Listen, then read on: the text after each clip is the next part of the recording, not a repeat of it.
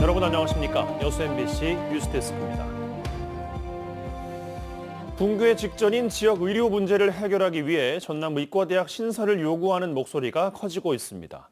하지만 의대가 설립되더라도 의료 인력 양성에는 10년 넘는 기간이 걸리는 만큼 지역이 먼저 나서 공공의료 체계를 구축하는 것도 중요해졌습니다. 특히 소아과나 산부인과 등 출산과 양육에 관련된 의료 서비스가 자리 잡아야 지역 소멸도 막을 수 있다는 평가입니다. 유민호 기자입니다. 순천의 한 여성아동 전문 병원입니다. 점심시간이 다가오지만 소아과 진료를 기다리는 아이와 부모로 북적입니다. 감기 걸린 아이 손을 꼭 잡은 어머니. 아침부터 고흥에서 차를 몰고 1시간 걸리는 이 병원을 찾아 진료를 받았습니다. 시간 내기가 좀 빠듯하진 않죠. 네, 지금은 이제 육아휴직 중이라 그래도 주중에는 괜찮은데 이제 복직하거나 하면은 직장인분들은 이제 좀 평일에는 시간 내시기가 힘들잖아요. 다음 달 20일부터 이곳과 순천의 다른 병원 한 곳이 밤 11시까지 소아 진료를 시작합니다. 정부가 시행하는 달빛 어린이 병원 사업으로 전남에서는 최초로 운영하는 건데 벌써 동부권 주민의 기대감이 큽니다. 다친 것도 많고 안 좋은 것도 많고 그러는데 실질적으로 이런 게 많이 구축이 된다 그러면 우선은 아픈 애기들을 바로바로 갈 수 있으니까 훨씬 더 좋을 것 같아요. 청년이 지역을 떠나고 출산율마저 감소하는 지역 소멸 현상. 안심하고 아이를 낳을 수 있고 아플 때 병원에 데려갈 수 있는 지역 공공의료 체계 구축이 지역 소멸 위기의 마지막 버팀목인 상황입니다. 이제 야간이나 휴일에 의료기관을 이용할 수 있는 그 접근성이 높아지니까 아기를 키우는 데 있어서 어떤 불안감이나 이런 것을 좀 해소하는 데는 도움이 될 것 같습니다. 순천시는 국립의대가 신설되더라도 지역이 필요한 의료 인력이 양성되는 데 오랜 기간이 걸리는 만큼 우선 지자체가 할 수 있는 것부터 해보겠다는 구상입니다. 정원만 확대된다고 이게 정규 여건이 개선되거나 의사들이 필수 의료에 들어오는 것은 아니거든요. 이런 부분에서 순천이 좀 작으나마 공공의료의 한 축을 이뤄서 동부권을 좀 책임지고 가야 되겠다. 아울러 달빛 어린이 병원을 시작으로 권역 심내혈관센터 유치 등을 통해 지역민이 지역을 떠나지 않고 의료 서비스를 누릴 수 있는 환경을 구축하겠다고 밝혔습니다. MBC 뉴스 유민호입니다. 최근 영국 국왕 찰스 3세가 윤동주의 시를 낭송해 화제가 된 가운데 광양시가 윤동주 테마관광 활성화에 적극 나서겠다고 밝혔습니다. 광양시는 최근 찰스 3세가 윤석열 대통령과의 국빈 만찬에서 윤동주의 바람이 불어의 일부를 번역해 낭송한 것과 관련해 6호 시집에 수록된 시 31편 전체가 망덕포구 윤동주 시 정원에 시비로 새겨져 있다며 광양과의 연관성을 재차 강조했습니다. 광양시는 정병욱 가옥과 별 해는 달이, 윤동주 시 정원 등 광양과 중국, 일본을 잇는 윤동주 테마 관광상품 여행사에 인센티브를 지원하는 등 광양과 윤동주의 관계성을 지속적으로 부각시킨다는 계획입니다. 여수시가 추진하고 있는 율촌지구 도시개발 사업이 정부의 사전심사를 통과하지 못했습니다. 재원 확보 등에 대한 우려가 컸기 때문인데 사업 계획 수정이 불가피해졌습니다. 문영철 기자입니다. 민선 8기 여수시의 공약 사항인 율촌지구 도시개발 사업이 정부 사전심사에서 고배를 마셨습니다. 심사를 진행했던 한국지방재정공제회가 사업계획 반려에 해당하는 재의뢰 결정을 내리면서 타당성 조사가 무산된 겁니다. 율촌지구 도시개발 사업은 계획인구 3만 5천 명 규모의 복합 신도시를 조성하는 것으로 여수시가 개발을 맡습니다. 전체 사업비는 1조 1,500여억 원.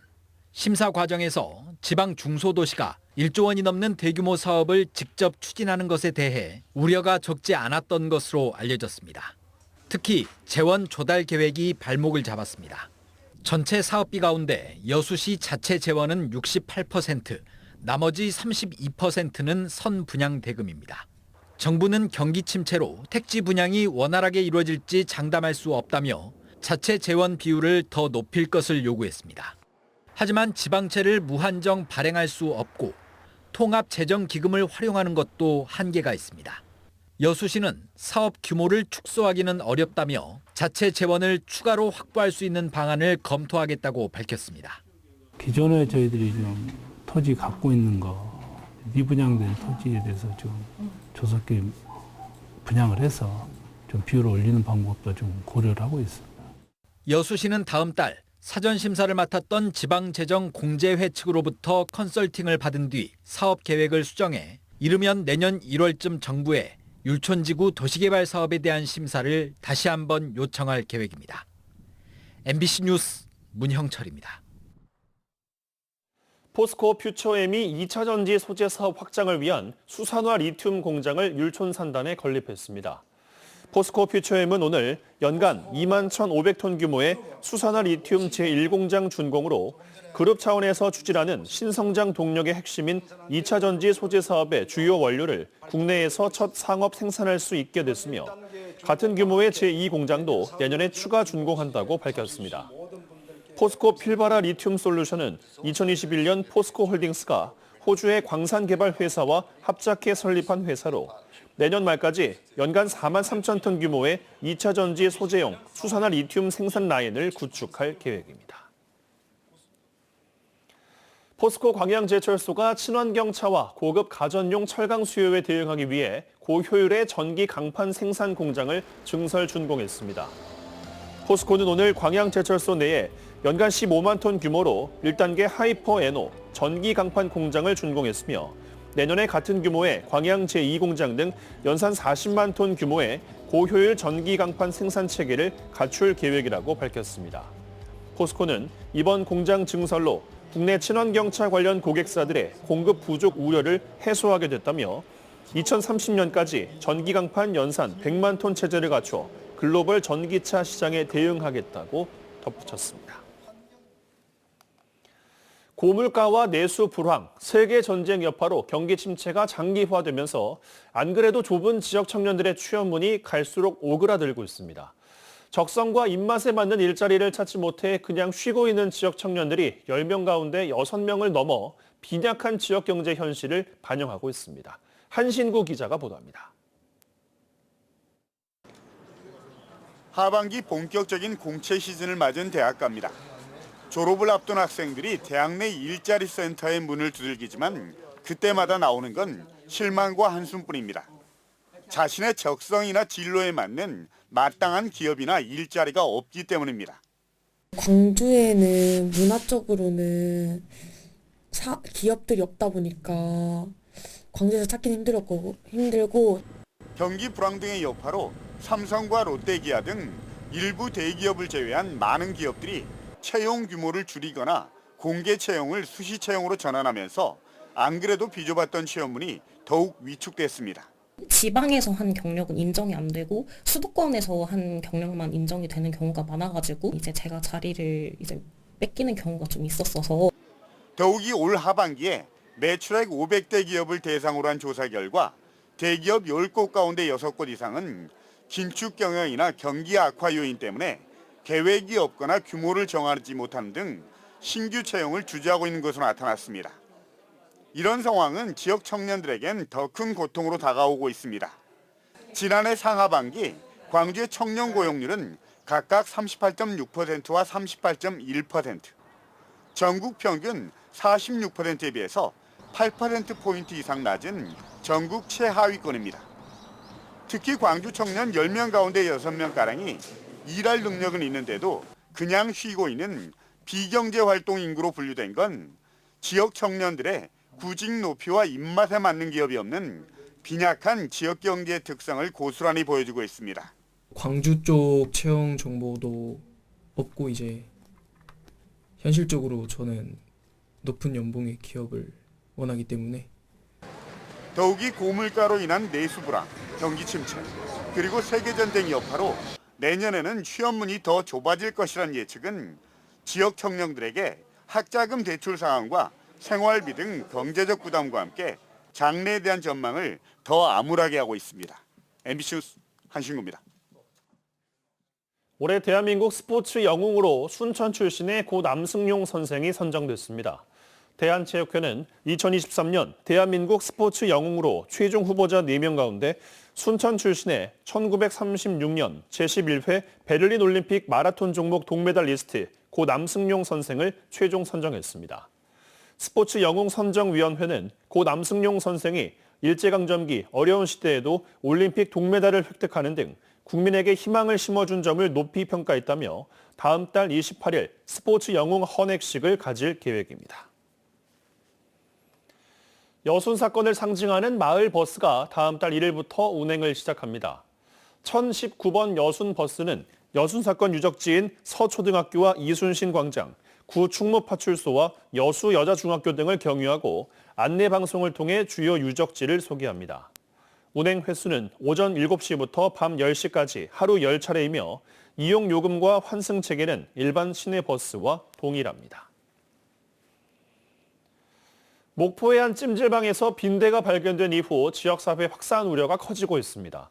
그런데 지난주 방역당국이 이번에 빈대가 발견된 곳과 동일한 찜질방에서 빈대 확인 작업을 벌였던 것으로 확인돼 초동조치가 미흡했던 것 아니냐는 말이 나오고 있습니다. 서희령 기자가 취재했습니다. 지난 27일 빈대가 발견된 목포의 한 찜질방. 닷새 전 방역당국은 이 찜질방에 빈대가 있는지 확인 작업에 나섰던 것으로 확인됐습니다. 빈대는 당시 발견되지는 않았습니다. 나와가지고 저희가 이제 방마다 다 들어가면서 다 확인을 해봤는데 이제 저희 육안으로 확인할 수 있는 거는 이제 없어가지고. 그런데 당시 빈대 확인 작업에는 방역 전문가들이 빠진 채 공무원들만 투입됐었습니다.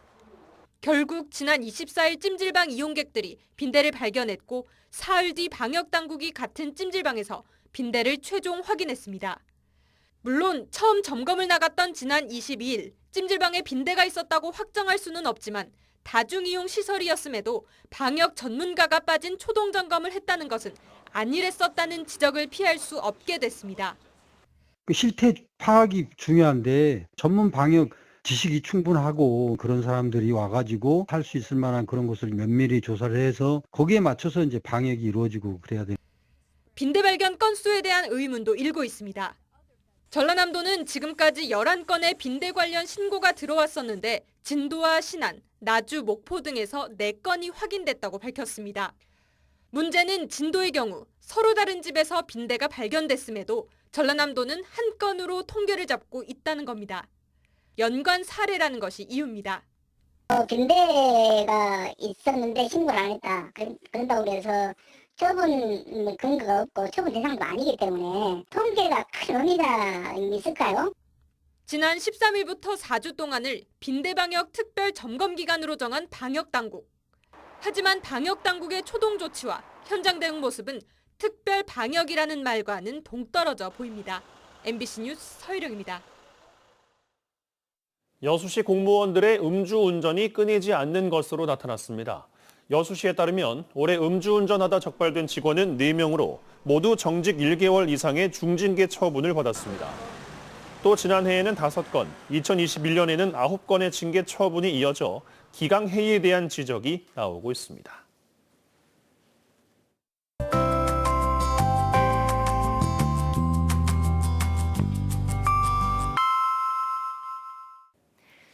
오늘 전남 동부 지역은 종일 흐린 가운데 낮 최고 기온은 12도로 평년 기온을 보였습니다. 내일부터는 본격적인 강추위에 대비하셔야겠습니다. 순천의 아침 기온 영하 2도까지 떨어집니다. 한낮 기온도 영상 7도에 그치며 평년보다 3도 이상 낮겠습니다. 내일 전남 서해안을 중심으로는 흐리고 비 또는 눈이 오는 곳이 있겠지만 동부권은 대체로 맑거나 구름만 지나겠습니다. 다만 해안 지역을 중심으로 강한 바람이 불면서 더 춥게 느껴지겠습니다. 자세한 내일 지역별 기온 보겠습니다. 아침 기온은 여수, 고흥 0도, 광양 영하 1도, 순천 영하 2도로 영하권 추위 보이겠습니다. 한낮 기온은 여수와 순천, 광양 6도, 고흥 7도로 오늘보다 4도가량 낮겠습니다. 해상에는 구름 많고 한때 비가 오겠습니다. 바다의 물결은 남해서부 앞바다에서 0.5에서 1.5m, 먼 바다에서는 최고 2m로 일겠습니다. 여수의 내일 만조 시각은 오전 10시 56분, 간조 시각은 오후 4시 58분입니다.